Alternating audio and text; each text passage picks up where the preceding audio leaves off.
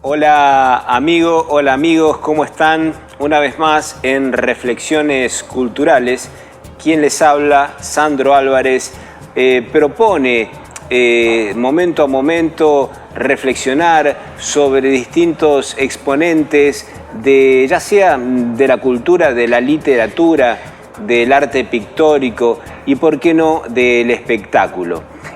Hoy les voy a hablar de la vida y la obra, dentro de lo que el tiempo permita, de un escritor característico en la literatura argentina. Me estoy refiriendo a Roberto Arlt. Roberto Arlt fue un personaje literario en el cual, a fuerza de piñas y de cross, quiso interponerse y se edificó a sí mismo como escritor. Nace en 1900, en el año 1900, en el barrio de Flores, una madre italiana, un padre polaco, inmigrantes ellos, y un poco sufrió la desventaja de un clima familiar un poco violento. El padre lo maltrataba mucho y es así que Roberto Arlt, a los 14 años, decide irse de su casa. También tenemos referencias que él no terminó sus estudios primarios y un poco eso lo ponía en desventaja a los demás exponentes de las letras, ¿no es cierto? Ocurre algo que lo contó la hija en una oportunidad, la hija de Roberto Arlt, como una especie de anécdota muy rica, en donde se supone, sí se sabe, que Roberto Arlt era periodista, empieza como periodista con mucha fuerza, con mucho ímpetu, y fue en el diario Crítica en donde él va a su primer entrevista, y lo entrevista uno de los máximos directores del diario Crítica, y ahí empieza esa entrevista y le dicen, ¿qué sabe hacer usted? ¿No es cierto? ¿Qué sabe hacer usted?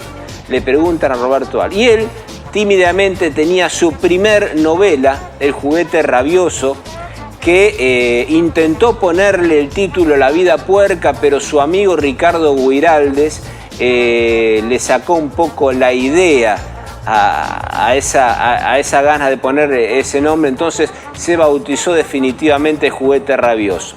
Resulta que Roberto Arlt le muestra el libro a Botana, el actual director del diario Crítica. Roberto Arlt tenía muchas ganas de comenzar su carrera periodística y Botana le dice, siéntese en la máquina de escribir y escríbame algo, ¿cierto? Y Roberto Arlt le pregunta, ¿y de qué le escribo? Escríbame de Dios, dice Botana. Y Roberto Arlt sorprendentemente le pregunta, ¿a favor o en contra? Y ahí Botana se dio cuenta que estaba frente a un periodista y automáticamente fue tomado y fue empleado en el diario Crítica, ¿no es cierto? En esas columnas policiales, en donde fue criticado por escribir arremetidamente, muy empedrada la prosa de Roberto Arlt, muy al estilo potente y ramificado en distintas expresiones.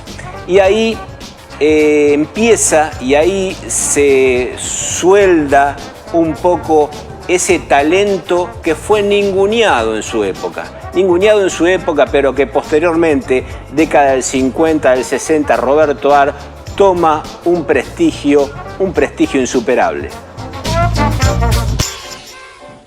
Yo me hubiera casado antes, sí, pero ahora no. ¿Quién es el audaz que se casa con las cosas como están hoy? Yo hace 8 años que estoy de novio. No me parece mal porque uno antes de casarse debe conocerse, o conocer al otro, mejor dicho, que el conocerse uno no tiene importancia, y conocer al otro para embromarlo si vale. Mi suegra o mi futura suegra me mira y gruñe cada vez que me ve. Si yo le sonrío, me muestra los dientes como un mastín. Cuando está de buen humor, lo que hace es negarme el saludo o hacer que no distingue la mano que le extiendo al saludarla. Y eso que para ver lo que no le importa tiene una mirada agudísima. Y los 2 años de estar de novio, tanto ella como yo nos acordamos que para casarse se necesita empleo y si no empleo, cuando menos trabajar con capital propio o ajeno. Empecé a buscar empleo. Puede calcularse un término medio de 2 años, la búsqueda de empleo. Si tiene suerte usted se coloca al año y medio, y si anda en la mala, nunca. A todo esto mi novia y la madre andaban a la greña. Es curioso, una contra usted y la otra a su favor. Siempre tiran a lo mismo. Mi novia me decía, vos tenés razón, pero ¿cuándo nos casamos, querido?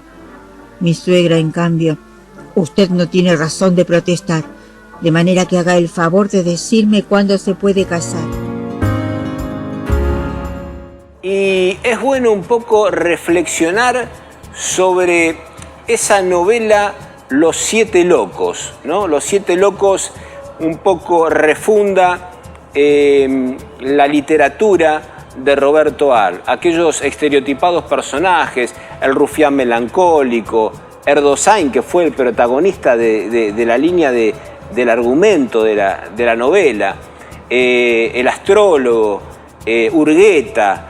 También tenemos al rufián melancólico. Son, digamos, distintos entes, los personajes que un poco identifican a la literatura urbana que Roberto Arlt quiere dar y mostrar, ¿no es cierto?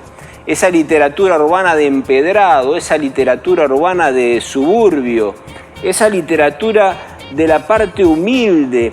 Y también hay que reconocer que Roberto Arlt era un escritor que andaba mucho en los transportes públicos. Andaba mucho en los transportes públicos, era un escritor así, no era un escritor como, por ejemplo, vería la ciudad Bioy Casares, por ejemplo, pero él no, él en su condición humilde, callejera, él estudia no solamente el paisaje de la ciudad, sino también estudia un poco la población de aquel entonces, 1920, 1930. Y ahí en donde se entremezcla en la urbe, se entremezcla con distintos personajes que dan inicio a sus ideas. Y también tenemos que recordar a un Roberto Arlt un poco fundador de las Aguafuertes porteñas, fue el creador, ¿no es cierto?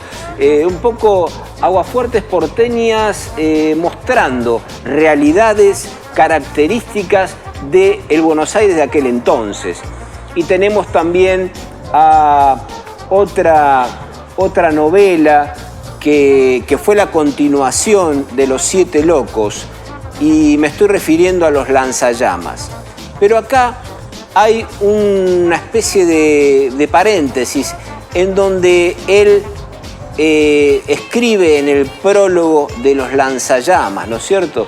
Una fundación, ¿no es? Un manifiesto de la literatura específicamente, digamos, del Buenos Aires de aquel entonces, y arremetiendo, como decía en un principio, a fuerza de golpes, a fuerza de tropiezos, pero también de ganas de seguir levantándose.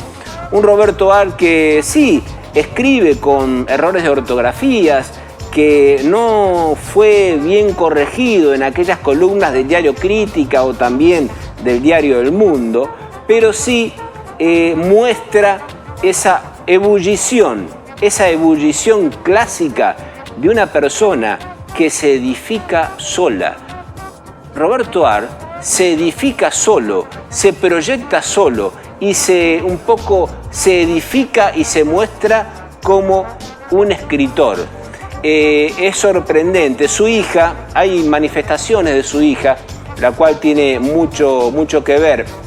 Él a los 18, 19 años, decía ella, mi padre estaba vacío por dentro. y él se tenía que reeducar y se reeducó de una manera muy autodidacta. Es cierto también que la mayoría de las literaturas o lecturas de Roberto Ar eran de folletines, de mala calidad, pero marcó tajantemente aquella época en donde lee a Dostoyevsky, en donde marca fundamentalmente en su narrativa la forma de ver la psicología de los personajes, de aquellos personajes que un poco desparramó en todas sus obras.